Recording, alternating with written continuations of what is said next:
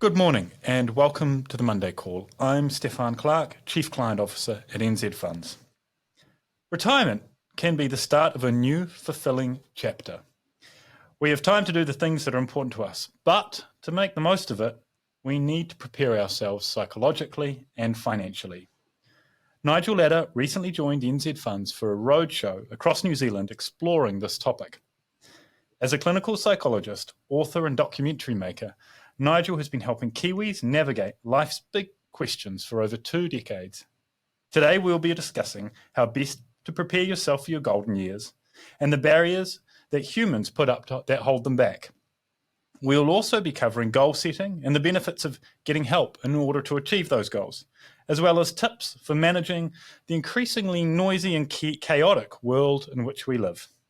Welcome, Nigel. It's really great to have you here. I'm expecting this session to be a lively and hopefully light-hearted discussion on what is actually a serious topic. So, great to have you here. Yeah, thanks, Stefan. Yeah, hello. Hello. Okay, hey, let's kick off with, I know you've got a new TV show that's just come out. Yeah. Tell us about that and what you've been working on and why it excites you.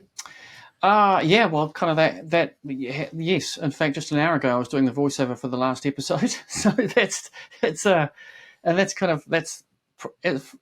now. It's finally all done, which is good. It was a really interesting show about scams and scammers and how prevalent they are, and how vigilant and careful we need to be. And do you know what? It's like one of the big things is. And I'm not saying this just because I'm talking to you, Stefan, but I would never invest money unless I could actually sit down with an actual human in an actual place. I think New Zealanders have lost millions and millions of dollars through online investments. And we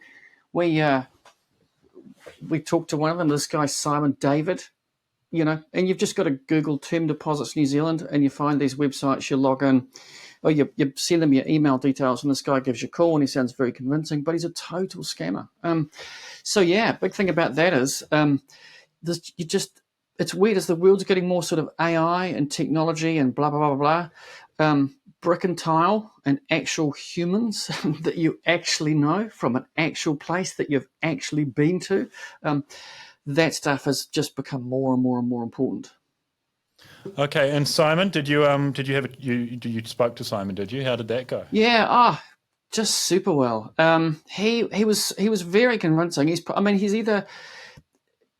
either probably worked in the banking sector or he's just been doing quite a lot of homework because he sounds very accomplished and he sounds very swish. And it's a very sophisticated setup. One of the people that we spoke to who lost $100,000 to this guy, there's even a website where you can log in and it will show you a fake dashboard of your money and the rates and what's going on. He's very good. He wasn't offering, 70% interest. He was offering maybe a couple of points above kind of what most people are offering at the moment. So it was enough to be good, but not too much so that you went, hang on, there's something wrong. He got snippy as we pushed him for verification details about his, about who he was and where he worked and stuff. And that's when it got crystal clear that this guy's not legit because no bank is ever going to get snippy with you because you're trying to verify that they are who they are. So all around bad guy. He's probably taken millions of dollars from people here. And did you sort of express how you felt about it? Yeah, well, he kind of hung up towards the end of it. And because as we started, he hung up. So he rang back and I left a message and I basically said, look, Simon, I don't know how you get out of bed in the morning and do the stuff that you do. I don't see how you can feel good about yourself. I'm sure your mum would feel really terrible if she knew what you were doing, unless your mum's a scammer, in which case she's probably super proud. But somewhere in your long lineage of mums, there's got to be a mum that would be disappointed in you all. And if you want to get a different job, instead of stealing people's stuff, give me a ring and we'll talk through some different careers for you. But so far he hasn't done that. Oh, Simon. Okay, hey, Simon isn't why we're here. We're talking about goals and retirement and purpose in life and the stuff that you've spent a lot of time thinking about. And I thought maybe we should, given it's, I guess, a topic that has been traversed in the past by a wide range of people, maybe you could take us through sort of where we're at in making sense of life and goals and purposes, and how you start thinking about that. Yeah, well, it's a strange thing, right? We are kind of future-directed creatures, and research is kind of showing that more and more and more. But one of the things that we're not kind of good at is kind of taking that long-term view. We're not kind of good at stopping and thinking about those kind of far distant horizons, because we get sort of, for a couple of reasons. One, I think a lot of people just find that stuff is like, and often it feels too difficult. And we're kind of not used to thinking and planning that far ahead. So we all kind of act as if we're going to live forever. Not to get grim about it, but we're not, And so we all have a certain amount of time that we get to be here.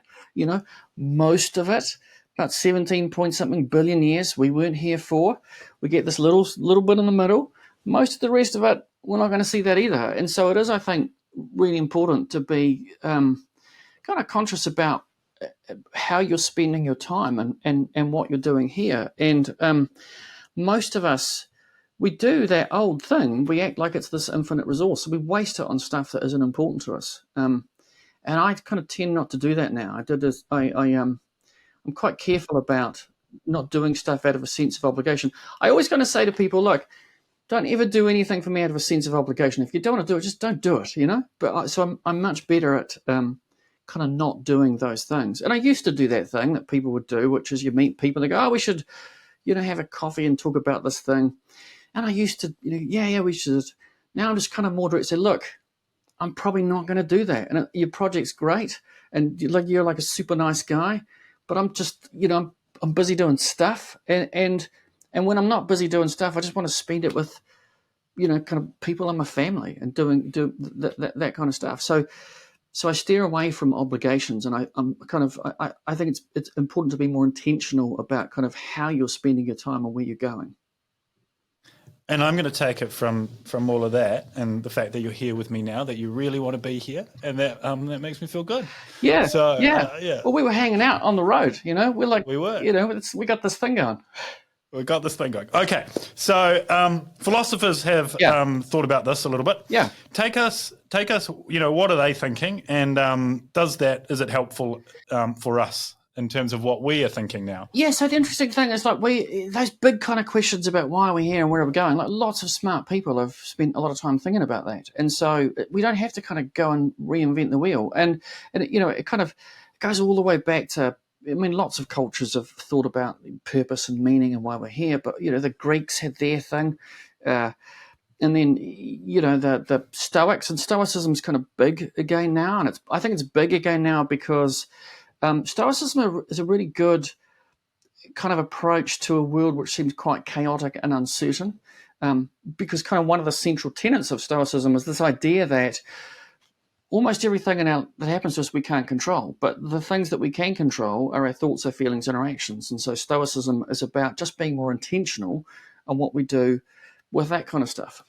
So the Stoic stuff, I think, is making a bit of a comeback. But there's been, other stuffs too. The existentialists, they were just like, we're just doing stuff. There's no real kind of point to it, but that's fine. And then the nihilists came along, and they were like, it's terrible. It's just a big empty nothing, and it's grim. And I like the absurdist, the French Albert Camus, who basically said, it's all absurd, which is, and you could just see French philosophers doing that, just sitting in some cafe somewhere drinking coffee and talking about the absurdity of life. And then we shifted out of, kind of philosophy and psychology have a lot in common, because it's a lot about trying to understand who we are and how we do stuff. And so I think lots of those philosophical ideas are really useful, but that kind of led into the more kind of research pragmatic stuff of the modern world. And we now kind of have a different understanding of kind of who we are and the stuff that motivates us. So we used to think that we were fundamentally kind of creatures of our past, in the sense that, we build our future out of the past, which is sort of true, but not completely true. And now what we know is that we're basically always thinking and projecting kind of forward into the future. So, just as one example, memories, we've tended to think of memories in the past as just being something that goes into a filing cabinet in your brain. So something happens, you put it in a filing cabinet, and for whatever reason, when you need it, you pull this memory back out, and here's this thing that happened, and now I'm going to think about what that means and go forward. And it turns out that's not what we do. What we do is memories come in, your brain basically splits it up into different bits, the kind of the what, where, and when stuff. And then when you need it, it sort of goes and it takes those separate components and it puts them together, but it doesn't put them together perfectly, right? So we all know that memories aren't perfect. So it uses that kind of part, it sort of metabolizes that past experience to try to figure out what to do next. And so that's when, you're talking to someone and they swear something happened that it didn't. And so, I met a woman at a motel once checking me in who was convinced we went to a Springboks game together. It's like, no, we didn't, because I've never been to a rugby game in my life. Like, I know that for a fact. But she was absolutely convinced that it happened. And that maybe your memory was wrong. Well, I have wondered that. It's like, maybe I have been going to Springbok game for years and just not knowing. Maybe that explains those large blank periods of my life. It's like, you sort of wake up and what happened? But I know all the green and black and I don't know. Yeah.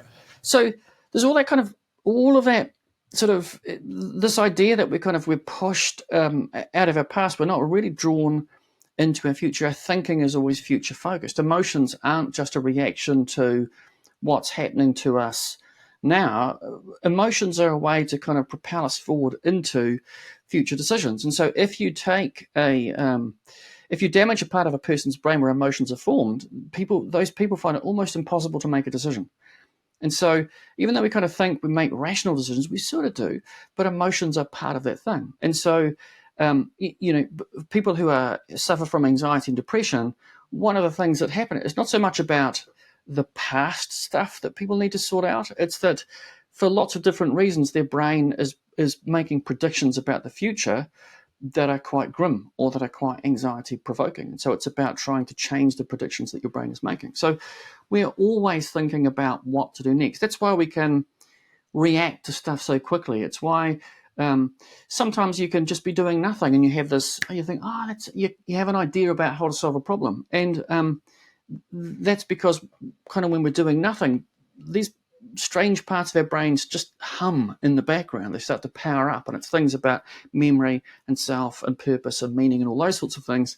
And that's why just kind of out of the blue sometimes you could come up with an idea going, no, I could do that. I could do that thing. It's because brains are like ChatGPT. They're always trying to predict what the next thing is.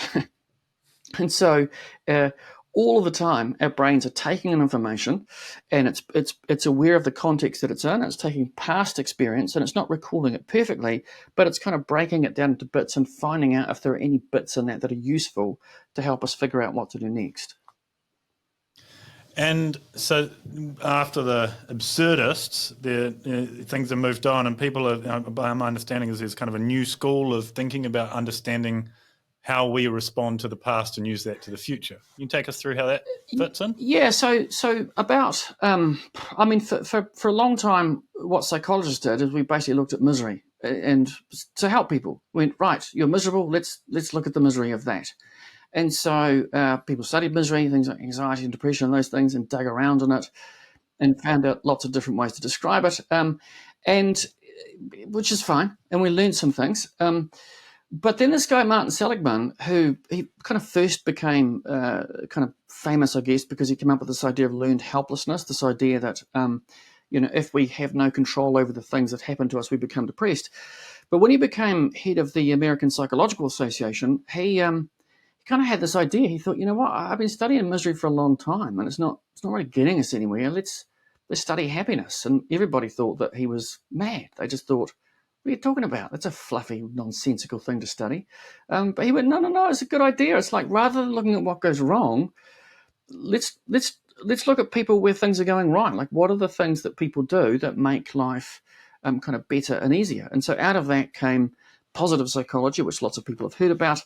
And Seligman is now, one of the most heavily financed researchers in the world. And he's found a whole lot of stuff that is really useful in terms of, the stuff that makes us kind of happy on a day-to-day basis. So not not sort of happy in that bright and buzzy sort of artificially happy way, but happy in that sort of deeper sense of kind of contentment and well-being. And so, and even kind of Seligman's thinking has changed a little bit, because now what they're thinking is they are looking at this basic thing of how humans make predictions about the future, and how basically everything that we do is about metabolizing experience and metabolizing the moment and generating a thing going forward. And so, kind of what we know is that how we kind of the plans and strategies and visions, all that kind of stuff, that works because if you start thinking about that stuff, then you're navigating towards that. Not in that annoying, stupid way that silly book, The Secret. The Secret. And basically, if you want a Lamborghini, you've just got to ask the universe. And like if you ask it really hard, the universe goes, yeah, all right, you can have a Lamborghini. And if you don't have one, it's because you just didn't ask hard. Like, that's all nonsense.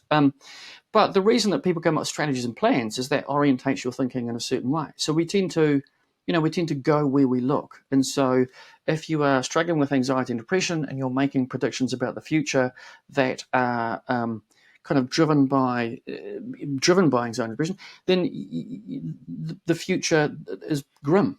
And that's why people kind of feel bad. And so it is about being more purposeful about the stuff that we're navigating towards. And, then and on top of that, there's the fact that actually we're not very good at analyzing data and thinking about stuff. Like, we think that we are. But again, there's a psychologist who's spent their entire careers just proving that humans are not very good at analyzing data, and we're not very good at making some of those decisions. And so what we tend to do is we make decisions which aren't based on the data and the evidence. We make decisions that are based on kind of fears and biases and all those sorts of things. And so, if you look at what happens when people are making financial decisions about the future, if you orient people to the future and then ask them to make a financial decision between high and low risk, they'll take the low risk. And what seems to happen is, even though we're generally optimistic about our future, once we start thinking about making financial decisions about the future, we start to see possible threats and worries and those sorts of things. And so people tend to go for the lower risk strategies, and that's fine.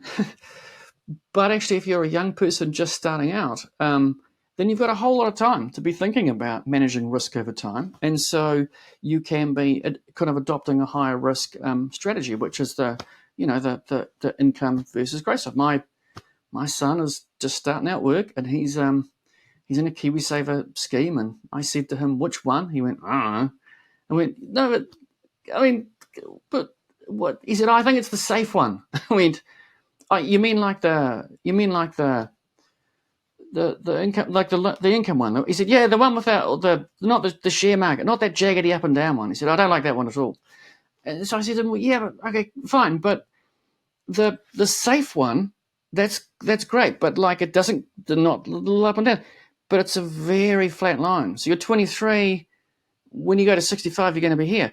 The other one, even though it does a little bit of the jaggedy up and down stuff, it ends up in quite a different place to this one. But it's just hard for him to wrap his head around the fact that, those kind of mathematical concepts like, the average, it's just hard for people to wrap their heads around that stuff. And so he kind of feels more like the best bet for him is to stay in the safe plan, even though when he's 65, it's going to make a huge difference to him. And people do this stuff all the time. We like the little up bits of the graph. We don't like the little down bits of the graph. And so that's where I think it's difficult. It's difficult for humans to make really good decisions based on the data, because even though we think we're good at that stuff, we're just not. It's all. We need help. Well, I guess what you're hitting on is exactly the world in which NZ Funds and the financial advisors we work with exist, and helping clients understand, what the right level of risk is for them, where to find the right balance and over what time frame, and what levers they have to pull to achieve their goals. And so there's a whole bunch of really interesting questions that kind of come from that to make the most of someone's assets to get them to their goal, and also to make sure they stay the course along the way. And there's a lot of psychology in there. But there was something in there that I thought was really, really interesting. You talked about orientating yourself to a goal. And what does it mean to you? Because for me, and I'm just speaking personally for a moment, if I don't have a goal, I don't really know where I'm going at all. So, goal setting, and even if you can't define it precisely, it's like a magnet. It pulls you towards there. I hope it pulls me towards there. Yeah. So how do you think about that? And is it the same for you? And is it the same for other people? Yeah, so I've always kind of taken the approach that I want to drive the bus, right? I don't want to be kind of a passenger and just let the world decide stuff for me. And so there's a lot of things that are completely out of my control, but there are some things that are within my control. And so I've always been kind of thinking about kind of where am I now and where do I want to be kind of further on down, and how do I do stuff to make that happen? And so it's the interesting thing about goals, and this again came out of kind of Seligman and a lot of the research that those guys have done. Goals and having a vision for the future is an interesting thing because there's some little catches in there. And so if your goal is like, I don't know, I want a super yacht, right? That's your goal. I want a huge yacht, and I want to park it down on the harbour there, and I never want to go on the sea. I just want to sit up in the back and read a book and have people walk past and go, man, that's a nice yacht. So if that's your goal, that's fine. But if all that you do is that you just imagine that goal, right? You sit on your couch, you go, I'll be the super yacht, people walking by me. That's a little bit of a trap. So you have to do more than just think about where you're going. Because if you just think about where you're going, what your brain does is it gets enough of a hit of the good chemicals just from imagining it. It doesn't want to kind of get up and do anything else. It feels like, oh, yeah, that was a good day. Did some imagining of the yacht, nice sunny day. I know what the upholstery is going to look like, all that kind of stuff. And you don't actually start doing stuff to work towards it. So there are some things that you need to do over and above just, I want that. You have to do some kind of specific things around it so that you're more likely to get there. But the first thing is to have a plan. And what we know across all kinds of spheres, financially, and in terms of physical health, pretty much everything, if you have a plan, you tend to be better off further on down the track than people that don't have a plan. Because if you don't have a plan, you just go, oh, well, things will happen. And things will happen. Like, that's the nature of it. Stuff absolutely 100% is going to happen. It's just that it's less likely to be the things that you kind of want to have happen, and you're less likely to end up at that particular place that you want to go because, you don't have those little steps along the way. And we all kind of know this, but it's one of those things that people go, yeah, I know that. Okay, but so what is your plan? And when you think about this kind of stuff, it's about what is your plan for life and what is it that you want to do? Because, fundamentally, money is about it's about kind of freedom and opportunities and those sorts of things. And so essentially kind of how people spend their money really reflects people's values and the things that are important to them. And I remember a few years ago, we made a show and we talked about money personalities. And so different people want different things. Some people want security. Like, that's the thing they value the most, and that makes them feel good. And so what they do is they make a plan, and they kind of build their wealth, build their life, so they have kind of security. For other people, money represents kind of freedom and opportunities. For some other people, it's about the social stuff and being able to kind of connect more with people. But what you do with your money kind of reflects your values. But what we have to do, I think, is to have a plan and just to be aware of how much time do I have, what are the things that are important to me in my life, and what is my plan for getting to those things. Why do you think it is that people they find it so difficult to put into concrete terms what is important to them and then build a plan from there? I think because we've got these Stone Age brains, and for a long time, the plan was pretty simple. Just try not to get eaten. Trying to have kids, because by about like your late teens, early 20s, something's eating you. So the notion that we would live for decades and that we would have decades after we retire, that's a very new thing. And so our brains aren't naturally kind of fired up for doing that. We do find it quite hard to think ahead about that kind of stuff. And there've been really interesting things about, when you you get people to put an old age filter on themselves, that they then people go, oh, this is going to happen. We did this once for a doco on retirement, and so I spent it's still online, you can find it. This Nigel Latta guy, 3 hours getting I have, believe it or I not. know. Yeah. One of my partner's kids, she thought that was an actual picture, and he went, "Man, what happened to that guy? Like, is he all right?" Forgot to moisturize today or something. Yeah. But like that's confronting, right? You look at that stuff and you go, "Oh wow, okay, that's a thing." So even though I was thinking ahead about it, it does. You got to have those little moments of just stepping back and thinking, "What's important to me? What am I doing?" And we all know it. We just don't often do it because it's like, "Oh, I'll do that later. I'll do that next week." Yeah. The other thing is they're busy, and you're busy being busy, and it feels like the world is getting busier with a lot of stuff going on, and some of that, So how do you, it is a noisier world than it was, or at least I feel like it's a noisier and messier world than it was maybe a decade ago. Is that just perception, or is that reality in your mind? And how do you think people who are trying to, plan for their futures should cut through all of that noise and focus on what's important to them?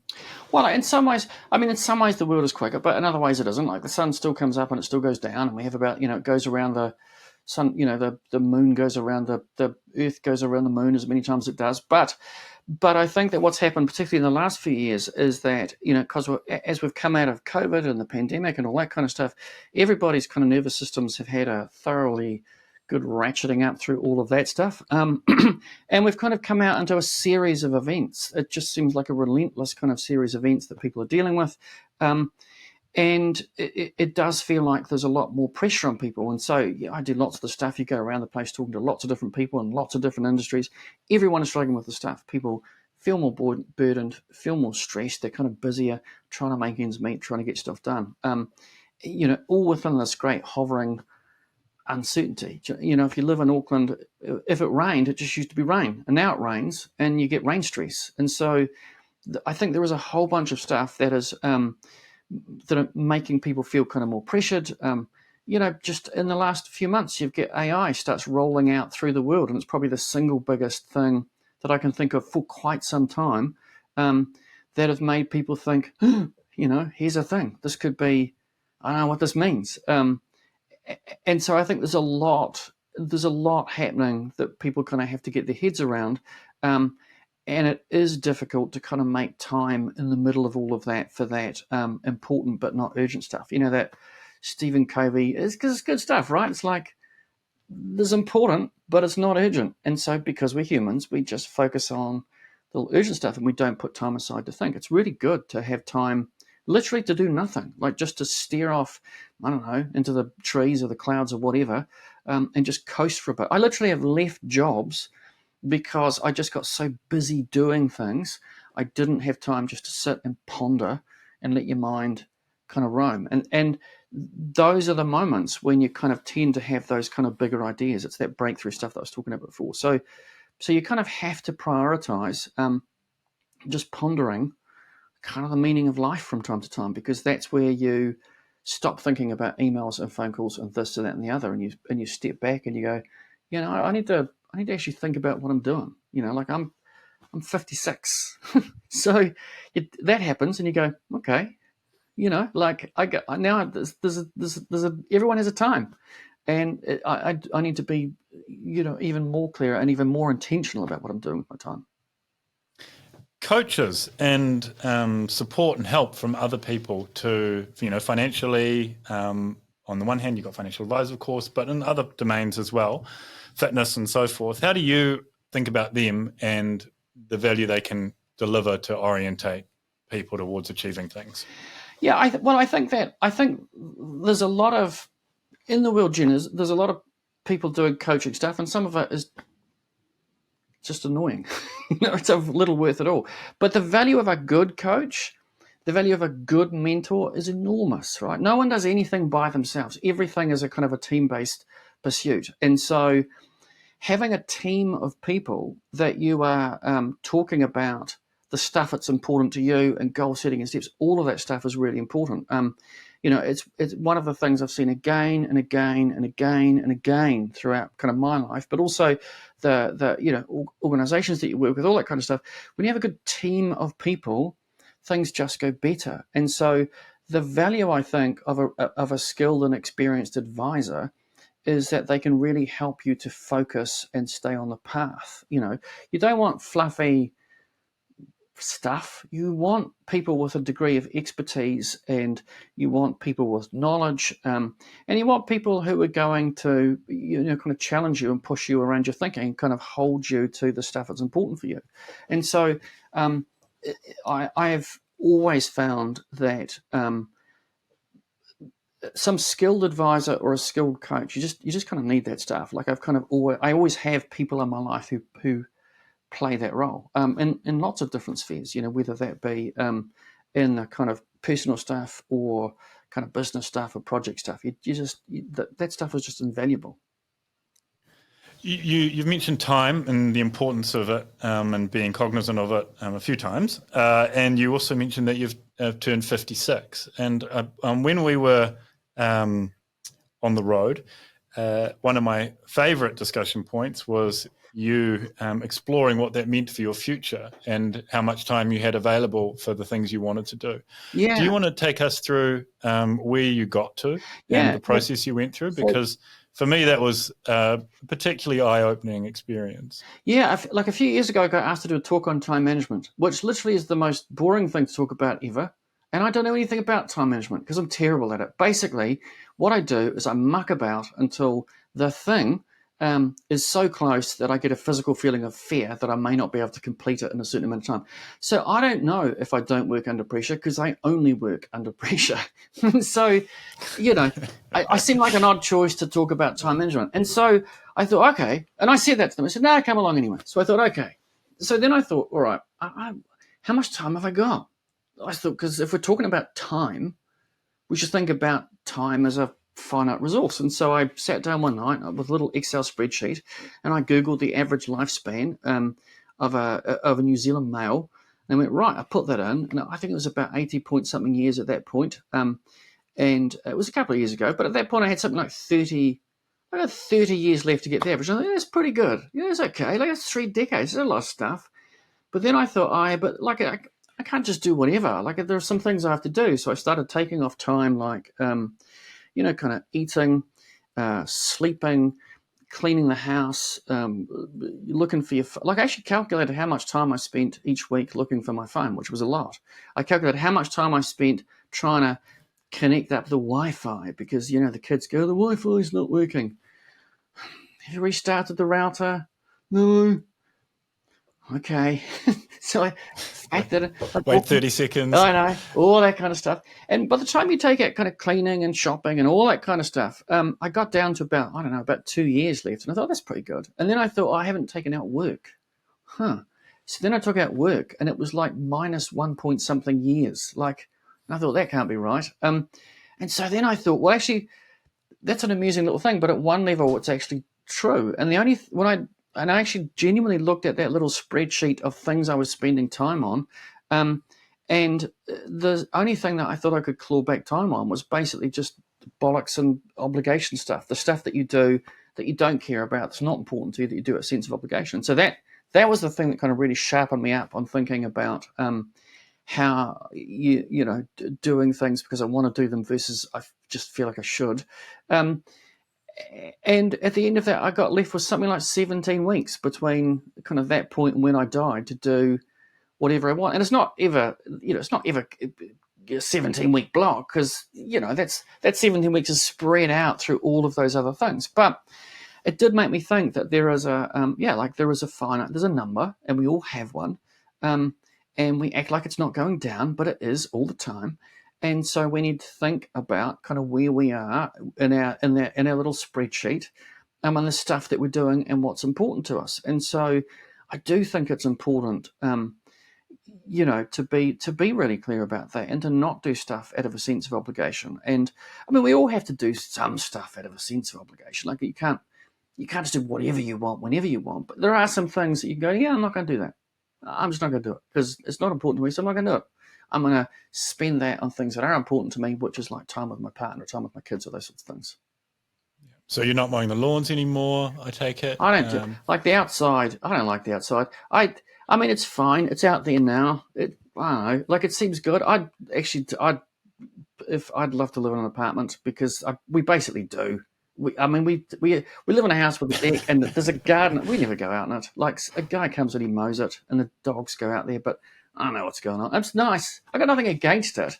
I just don't want to have to waste time on it. And I know that for some people, gardening and mowing the lawn is stuff that they enjoy. Right? They like it. It brings them joy. That is great, and that's good. Like, I'm not saying my version of what's good, we should do that. But I think you do need to think about what are the things that are important to me. And so for me, spending hours it'd make economically more sense for me to spend time in the garden, I guess. But then there are other things I can do with my time that I think are going to be better for me personally and pay off better in terms of the time that I'm investing in the output I get of it, not mowing the lawn or the hedges. Yeah. A lot of people waste a lot of time on social media, and I've heard you speak. You have some views about the benefits to society of social media. None. Where are you at in your thinking there? Is none? Yeah, none. I mean, it's a silly thing. I think there's a couple of things really. Often what we do is we use it as an opportunity to present our best lives to people. And there are those just super annoying people that just show this amazing doctored view of their life, which is completely false. Basically, I think the rule of thumb is the more someone has to work to show how amazing their life is on social media, probably the more stuff they have going on. Do you know what I mean? It's like I would like to spend a year just taking pictures of the average, boring, everyday crap of life. The fact that, I'm working, I've just gone up to the house to make a coffee, and here's the empty milk bottle that someone put back in the fridge, and now I have to go to the thing and get milk. You're a prominent individual in New Zealand. You could do this and at least have some people following you for a period. Yeah, no, I mean, I know I could, but again, I'm just like, it's an idea that I kind of almost don't care about. It's like, I like the idea of it, but not enough to actually do it, because when it comes to it, I think, like, why am I even doing that? Like, how is it a good use of this minute of my life that I'm never going to get back to post the stuff? I kind of use Instagram a bit, and mostly I use it when if I go traveling with my son, I put pictures in there, and I always feel a bit weird about that too, but it's the one place I found that actually, for me, I can go back and find those photos rather than other stuff. But I remember a couple of years ago, getting into this Twitter off with Simon Bridges about something, I don't know, and it went on for about 2 or 3 days. And then my partner just said, "What are you doing?" And I went, "Oh yeah, I've become that idiot on Twitter, just yelling backwards and forwards with someone else. Like, what a pointless waste of time that is." So I just kind of don't do any of that stuff. And another thing you should think about, people always put, "Oh, happy birthday, happy 21st, my darling son." That's all a scammer needs. They've got your kid's name, they've got the date of birth, they've got some information from their Facebook profile, and there's a whole bunch of stuff they can go off and do. So think very carefully about how much information you put up on social media. Okay. A lot of people use social media to kind of, as you said, project their perfect self, but it also does a bit of harm.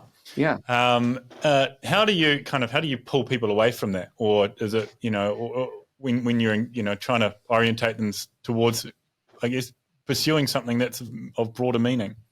I think it is. Again, it's about,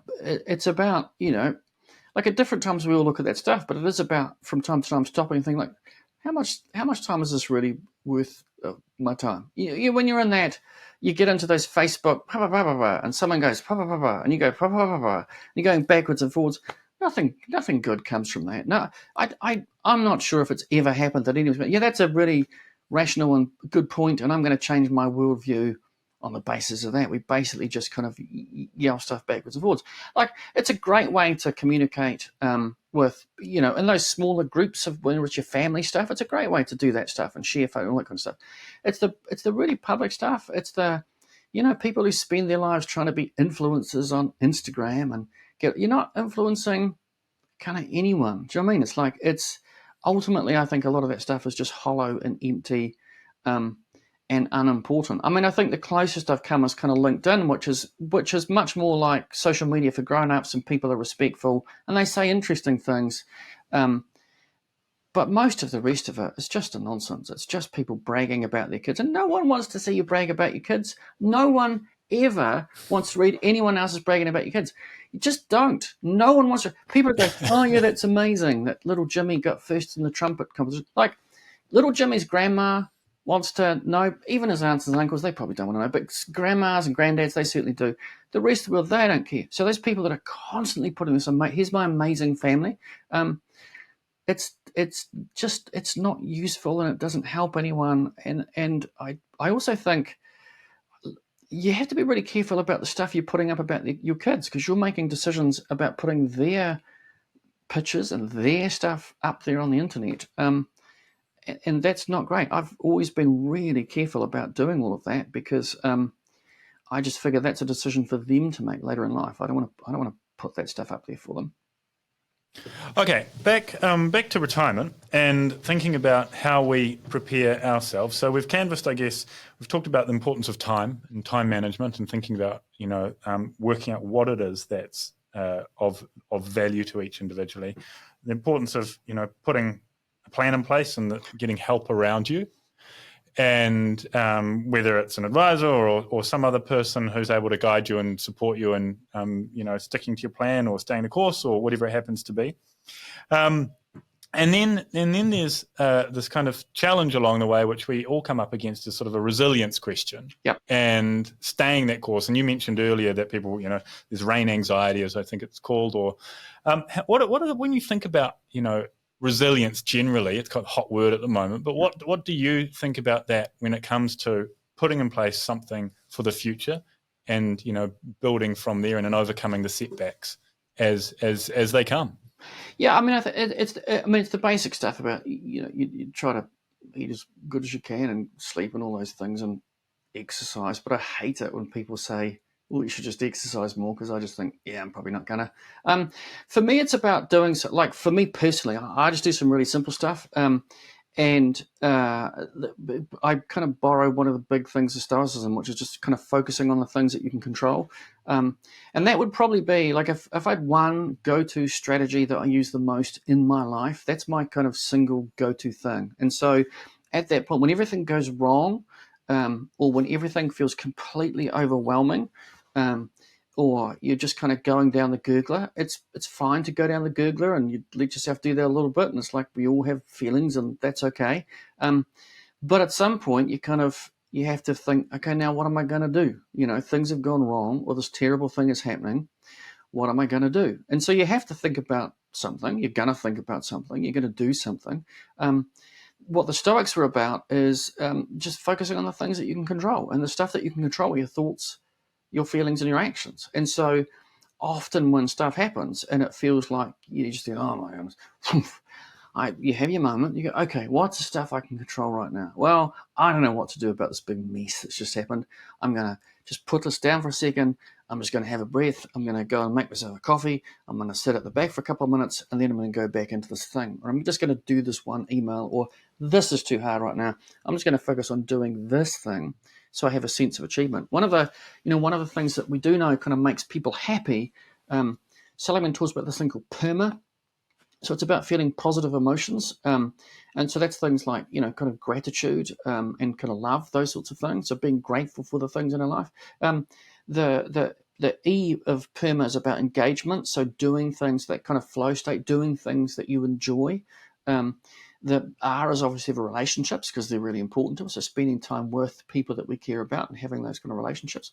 And the M is meaning, having meaning and purpose in life, and A is that sense of achievement. So it's positive emotions, a sense of kind of engagement and flow, relationships, meaning, and achievement. And so it's when things all get too much, it's about just pausing, taking a breath, and thinking, okay, all right, what are the things that I can control? Okay, I can't control any of that. I can control what I'm breathing, what I'm thinking, what I'm doing. I can control how I am with the people around me in this moment. I can control my actions and how I talk to people. I can control that kind of stuff. And And when you do that, what you're doing is you're just focusing your resources on things that actually you can make a meaningful difference in. The recession, that's not something that I can do anything about. I could read all sorts of economists talking about what that may or may not mean.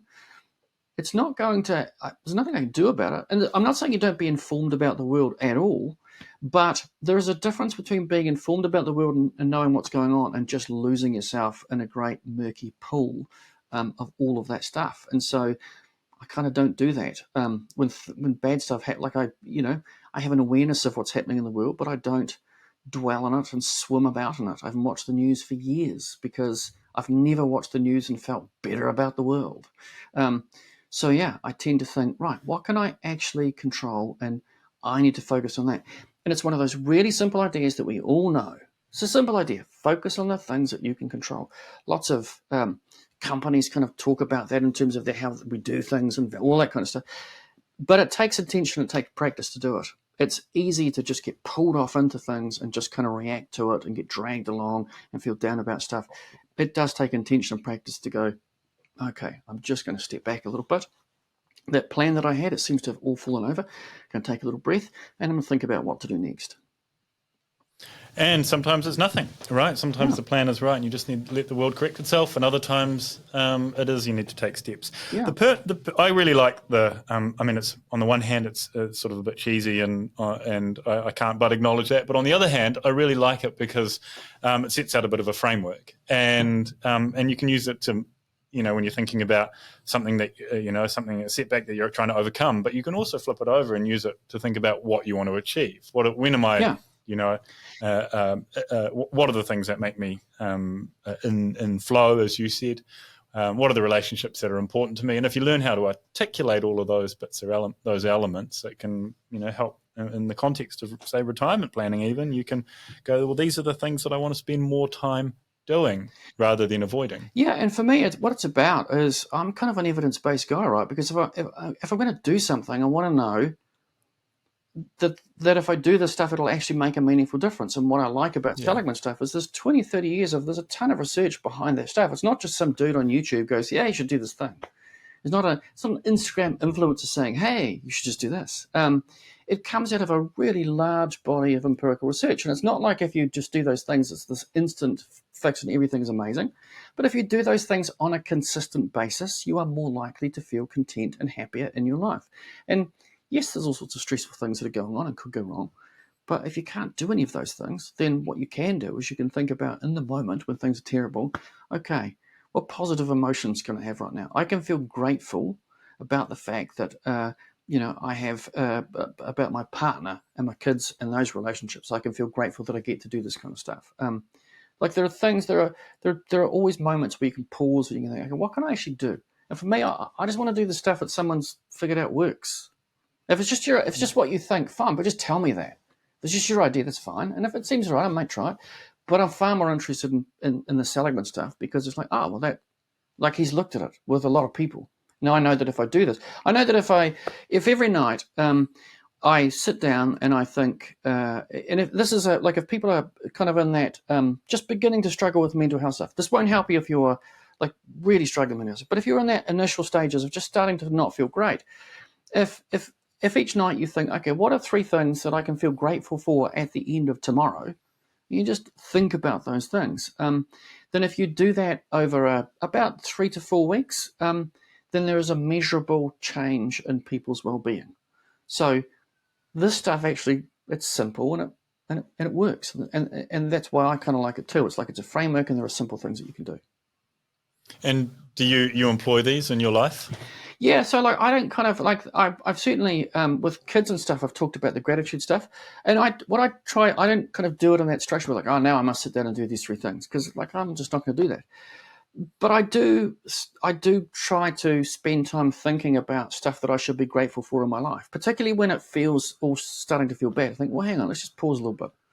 What are some things in your life you actually can feel grateful about?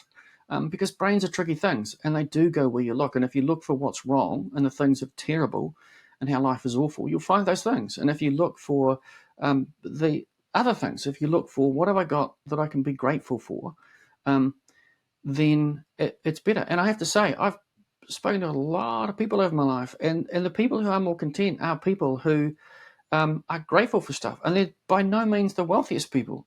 They're people who are grateful for relationships and the things that they're kind of doing in their life. And it's not necessarily about the material stuff. It's about, gratitude for people and relationships and achievements and those sorts of things. Yeah. How do you think about humans' capacity to think of, to work in the different time frames? So long term, we find in our domain, long term decision making is significantly harder than, what's immediately in front of you. Yeah. Why is that? And, how do we overcome that? I think it really is because we're still using Stone Age brains. Like, we are using a brain that's about 200,000 years old. And it hasn't changed pretty much in that. I mean, at least in 100,000 years, it hasn't changed. We are certainly using the same brain that people who, lived in caves, 50, 60, 70,000 years ago. It's the same thing. So we've taken this blob. It's a pretty amazing blob, and we've just used it really well. Like, we've honed it, and we've practiced it, and we've worked out ways to pass that learning on down. And so we are using a really, really old brain to try and get to grips with really complicated things. And we still have all sorts of biases. We have a bias built in our brains to see faces. So that's why if you look at a kid's drawing of a house, window, door, kind of looks like a face. Sometimes you'll look at cloud, you think, oh, it looks a bit like a face. And that's because for most of human history, if you looked at something and there was a possibility there was a face in there somewhere, the face was coming to eat you. Like, it was a thing in the jungle that was going to leap out and eat you. So it made sense to go, face, run. So we even have these really basic kind of biases built in. So when we're asking our brains to do really sophisticated, really complex things like plan for retirement, think about what will be happening 30 years from now, think about interest rates and graphs and returns on investment, all that kind of stuff. These are really abstract and complicated things. And so that's why I think that stuff is quite difficult. And no matter what we all might like to think about ourselves, like brains, we just want to avoid friction. Stuff that's difficult, we're just less likely to do it. And things that are easy, we're more likely to do that stuff. And that's, again, Stone Age brains. Friction means your brain has to work that consumes energy. And we're kind of programmed to try and save energy. So that's why we make assumptions and all that kind of stuff, because it just saves energy. So it does take intention and focus and energy to sit down and think, okay, what is the long-term picture? Where am I going? What's important to me? And how am I going to get there? And you could do that next week. But what happens is we just keep going next week and next week and next week and next week. Or we make a plan and we don't revisit it and we don't think about it. It is really about, we're just not made to think long term. We don't do it naturally. And so we do need to be intentional about it. And we do need to kind of have a plan and revisit. And that is where I think coaching and advisors can be really useful, because they can be a way to sort of hold you to a path or ask those questions because they're outside of you. That's the best thing about them. A degree of objectivity, and also, I guess, obviously I'm more familiar with the financial space, but there's a lot of energy and research has gone into ensuring the right questions are asked and the information is processed in the right way to overcome those biases. Yeah. And, in markets, for example, there's a whole range of biases that everyone's alive to, that they exist. Whether you can actually overcome them as a human is a whole different challenge. But we've at NZ Funds, we've written about it quite a few times about how we try to overcome that. And your job and my job is the same thing, right? And so it's what it's about is your job is to help people with something in their lives and to think about what to do. And the approach is the same. You want to do that based on some evidence, and you want to do that in a way that's ethical, and you want to do that in a way that follows principles, where the principles are clear to people, so that you can actually make a meaningful difference in people's lives. And so fundamentally, kind of what I did in the clinical stuff and what you all do, it's the same. It's exactly the same thing. Yeah, which is a beautiful moment to end our call on, Nigel. Thank you so much for your time. It's been lots of fun. The road trip was heaps of fun too. So on behalf of everyone at NZ Funds and everyone who participated in those sessions, thank you for joining us. And no, thanks, Tim. It was all the best. It was good fun. It was jolly good fun. Cool. Okay. Take care.